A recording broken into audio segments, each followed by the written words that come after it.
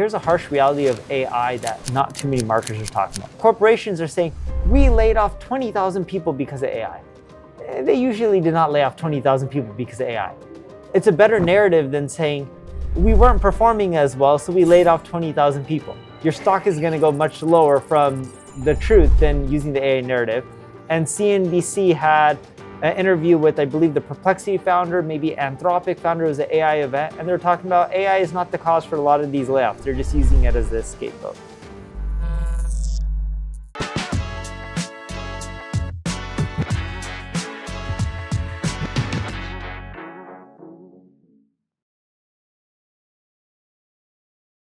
In the current landscape, every brand and every agency worth its salt want to make sure that the search rankings can convert into revenue. But it's a very tough code to crack. However, one man seems to have managed to come close to cracking that code, and he's here with us right now. When he launched his agency close to 8 years ago, it literally broke the internet, racking up more than millions of views. I'm going to get the numbers from him straight off. But here I am with Neil Patel. He's a co-founder of NP Digital. Some call him Digital Marketing Maverick, others call him a SEO guru. We like to ask him exactly how he would like to call himself. Neil, what is that one word that you would use to describe yourself? Sure, so I just look at myself as a marketer. Okay. And whether it's ranking on Google, whether it's getting traffic from ChatGPT and getting mentioned there, whether it's doing well on Instagram or Facebook, I adapt to whatever platforms people use. And I just want to confirm again, the year you launched, or rather the month you launched your site, what was the kind of views that you managed to amass? We're getting millions of views every month. We still get millions of views. And that's been an upward trajectory, right? Yes. And now in the case-shaped economy that we are in, the advertising industry that is there, do you really think that AI has started widening the gap that is everyone keeps talking about, between high agency leaders and low agency workers? Is that gap beginning to become wider and wider? Yeah, the way I look at AI is it brings out the best in you or the worst in you. And let me explain this. For your high performers in agencies, what we're finding is when they use AI, they become better. They do more productive. The work quality improves. On the flip side, when we see the people who worked at agencies who were mediocre, not that good in the first place, they use AI to figure out how they can do less work and automate as much as possible and collect their paychecks. In essence, it's bringing out the worst in them. Those people are much more likely to be replaced. The people who are top performers, AI makes them even better. They're even more valuable now, right? The way we see the agency is, you'll have your A players, your B players, some C players, but not too many, and you don't need the DNF players, and you don't even need that many C players. Before, you had a big pyramid of very few A players, some B players, a lot of C players, and a big bottom. But don't you see that now with the entire change, all the storied brands are either consolidating or collapsing into each other. And at the same time, you're seeing a lot of independent agencies come through. At this point in time, talent has become the differentiating factor. And you also mentioned upon that.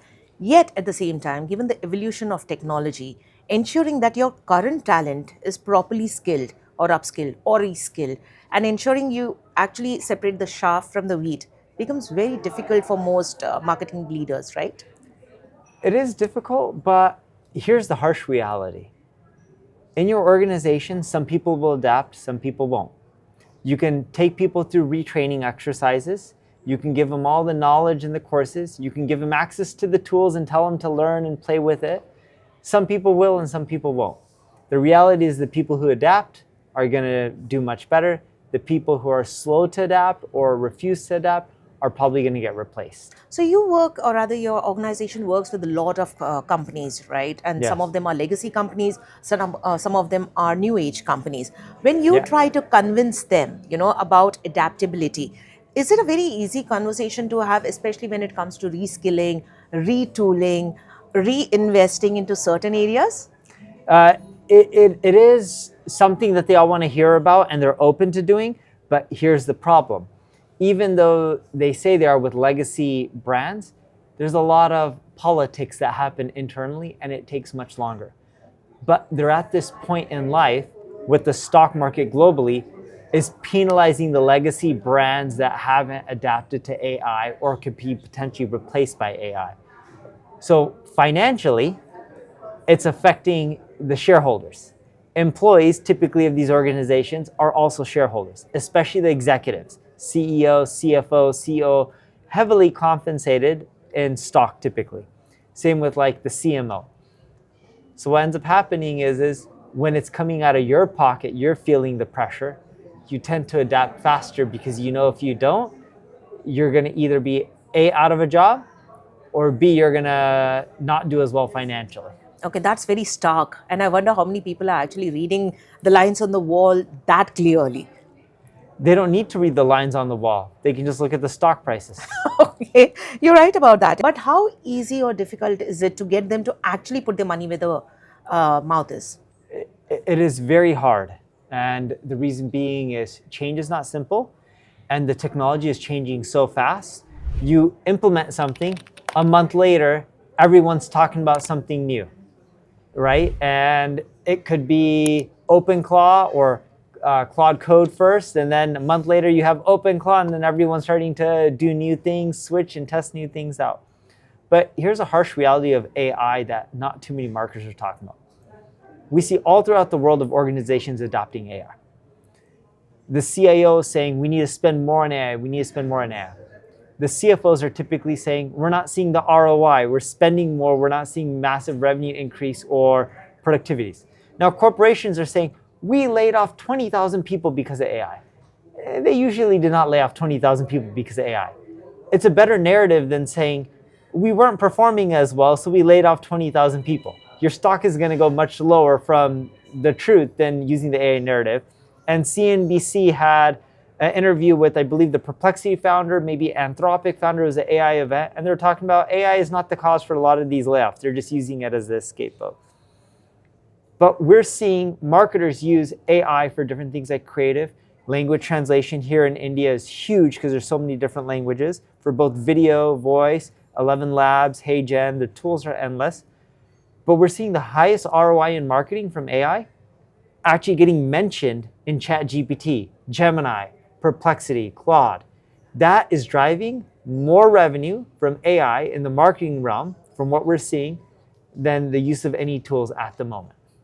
Okay, so you have always mentioned this one term where you said that search is shifting from Google first SEO to what you just mentioned, right? Search everywhere optimization, Yes. including the chatbots. Now, whether it's AI tools, whether it's marketplaces, and the agentic platforms also as they emerge, do you think there is a possibility for agencies to actually restructure team? You mentioned about layoffs, right? Yeah. Now, you're right about the fact that it's easier to blame the urban legend and say that it's AI and say Yes. that it's the monster under the bread. But at the same time, there is a certain amount of data listening that needs to be visible to show how exactly to tie it into the kind of future of work that these companies want to build so that they can show up more Yes. perfectly on these kind of channels.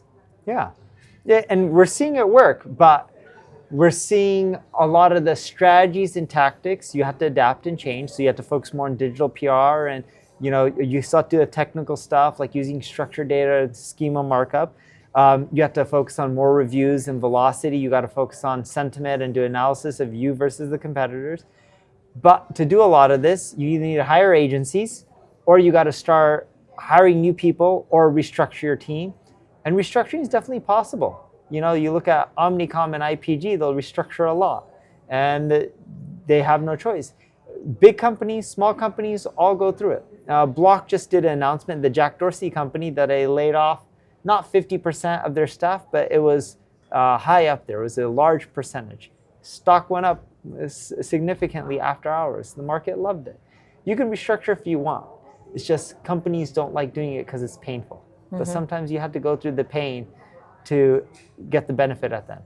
So there is yet another thing that you spoke about. You advise marketers to anchor their budgets in high intent channels, right? Yes. Like search and SEO.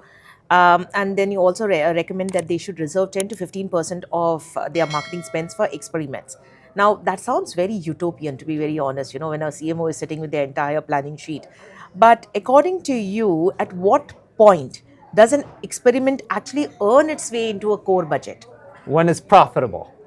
When Okay. it's profitable and you can keep scaling it, you pop it into the main budget. Look, if marketers don't experiment and put enough of their budget into experimentation, they're going to do what everyone else and all their competitors are doing. How are they going to win if they're doing the same things that everyone else are doing? You got to think outside the box. In India, we're one of the few agencies that's actually doing GEO and getting people on ChatGPT with a lot of our clients. ChatGPT, Gemini, Perplexity. They're seeing amazing results.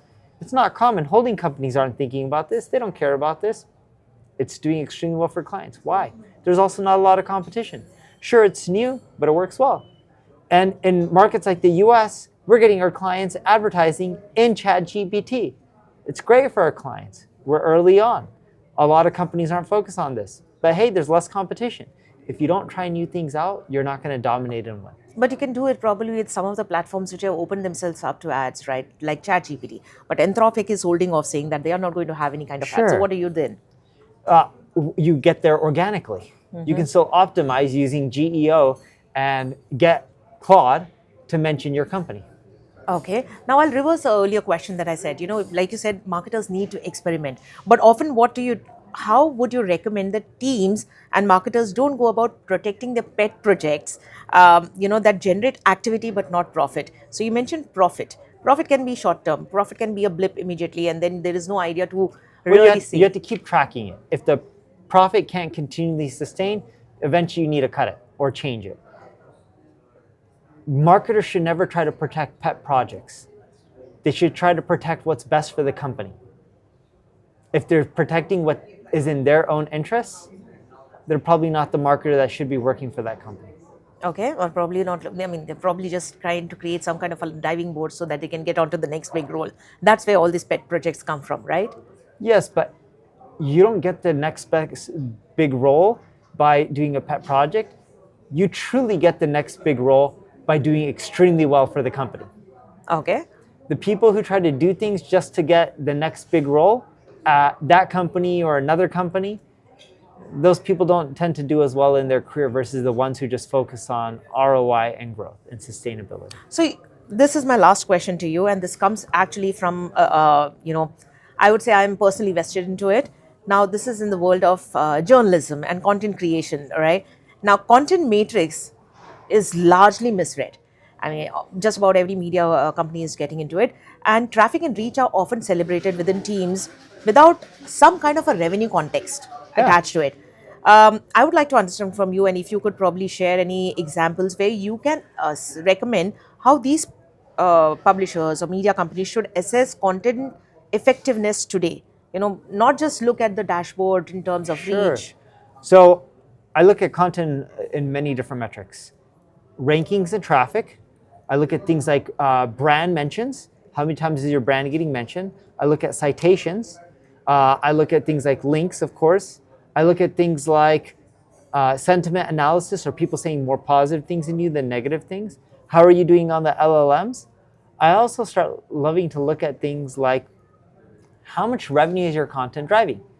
People in many cases discover businesses from the content, and then they come back later and then they purchase. This all comes down to attribution. We find content very profitable, but you had to have a good data and analytics. And most companies have a very poor data and analytics. And what is the way to fix that?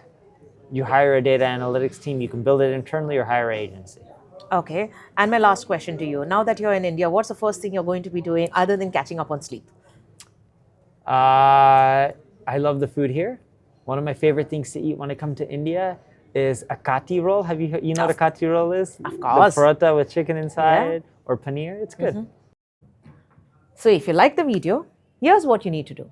Click like, follow, and subscribe our channel. Hit the bell icon right below. And more importantly, drop us your comments. So go on, do your thing.